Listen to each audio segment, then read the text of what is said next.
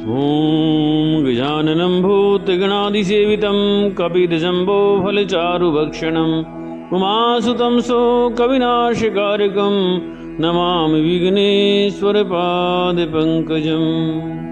शान्ताकारं भुजगशयनं पद्मनाभं सुरेशं विश्वाधारं गगनसदृशं मेघवर्णं शुभाङ्गं लक्ष्मीकान्तं कमलनयनं योगिभिर्ध्यानगम्यं वन्दे विष्णु भवहरं सर्वलोकैकनाथं। श्रीमन्नारायण नारायण नारायण भजमन्नारायण नारायण नारायण गोविंद नारायण नारायण नारायण भजमन नारायण नारायण नारायण श्री हरि नारायण नारायण नारायण भजमन नारायण नारायण नारायण तुलसी नारायण नारायण नारायण भव से तारायण तारायण तारायण श्रीमन नारायण नारायण नारायण।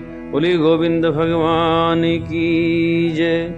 कार्तिक मास 35वां अध्याय।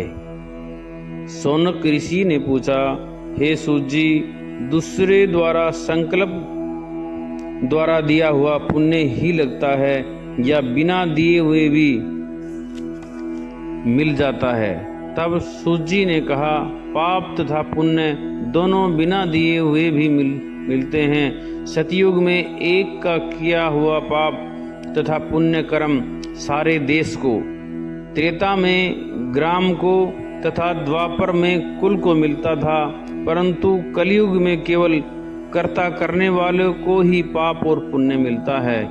एक पात्र के साथ साथ भोजन करने वाले को पाप व पुण्य का आधा भाग मिलता है। दूसरे की निंदा करने वाले, सुनने वाले अथवा चिंतन करने वाले को भी पाप पुण्य मिलता है। दूसरे का द्रव्य चुराकर दान देने वाला पाप का भागी होता है। पुण्य या पाप या पुण्य का उपदेश करने वाले को छठा अंश प्राप्त होता है।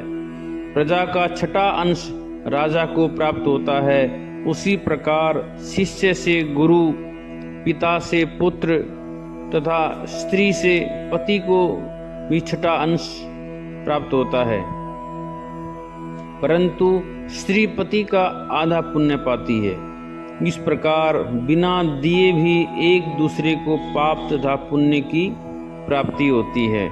इस संबंध में अत्यंत पुण्य देने वाला एक प्राचीन इतिहास सुनो। एक समय उज्जैनी नामक नगरी में धनेश्वर नाम का ब्राह्मणोचित कर्मों से रहित, जुआरी, मदिरा पीने वाला, वेश्या गमन करने वाला, रस कवल तथा खाल बेचने वाला अत्यंत पापी ब्राह्मण रहता था। वह क्रय विक्रय हेतु कई नगरों में घूमता फिरता महिष्मती नगरी में गया और वहां पर एक मास तक ठहरा। एक दिन नर्मदा नदी के तट पर उसने जप तप करने वाले ब्राह्मणों का पूजन तथा सायंकाल शिव का दीपदान महोत्सव भी देखा। उसी रात्रि को एक सर्प ने उसे काट लिया। तब कुछ मनुष्यों ने उसके मुख में तुलसी दल तथा नर्मदा का जल डाला। उसके पश्चात उसकी मृत्यु हो गई और यमदूत उसे मारते पीटते हुए यमराज के पास ले गए।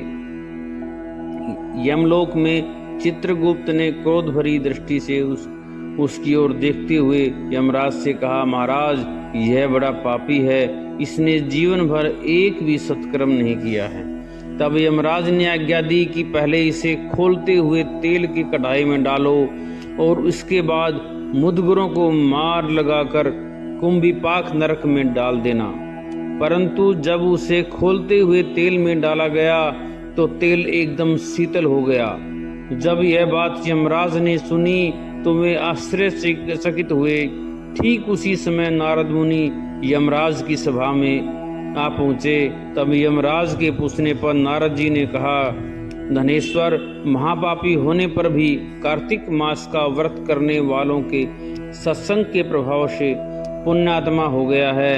मृत्यु के समय नर्मदा का जल तथा तुलसी दल उसके मुख में छोड़े गए। विष्णु का नाम भी उसके कान में पड़ा। बस उसी कारण उसके सारे पाप अक्षय हो गए। इतना कहकर नारद जी ब्रह्मलोक को चले गए।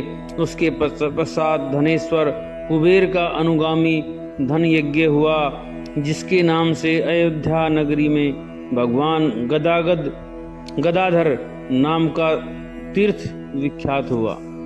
सूत जी ने अंत में कहा कि हे ऋषियों, किसी इच्छा अथवा लालच से किया गया पाप गीला तथा कामना रहित पाप सूखा कहा जाता है। इस कार्तिक मास के व्रत के अप्रभाव से मनुष्य द्वारा किए गए गीले तथा सूखे अर्थात सभी पाप नष्ट हो जाते हैं। हे श्रोताओं, उस परम पिता परमात्मा की कृपा से यह कार्तिक मास महात्म संपूर्ण हुआ। जो इसके अनुरूप आचरण करेगा वह तो जीवन में सभी सुख और जन्म में मोक्ष को प्राप्त होगा ही। श्रद्धा पूर्वक इसको पढ़ने, सुनने और सुनाने वाला भी असीम पुण्य फल प्राप्त करेगा। बोलिए विष्णु भगवान की जय। श्रीमन्नारायण नारायण नारायण भजमन नारायण नारायण नारायण श्री हरि नारायण नारायण नारायण भजमन नारायण नारायण नारायण गोविंद नारायण नारायण नारायण तुलसी नारायण नारायण नारायण श्रीमन्नारायण नारायण नारायण भजमन नारायण नारायण नारायण। बोली गोविंद भगवान की जय। इति 35वां अध्याय संपूर्णम।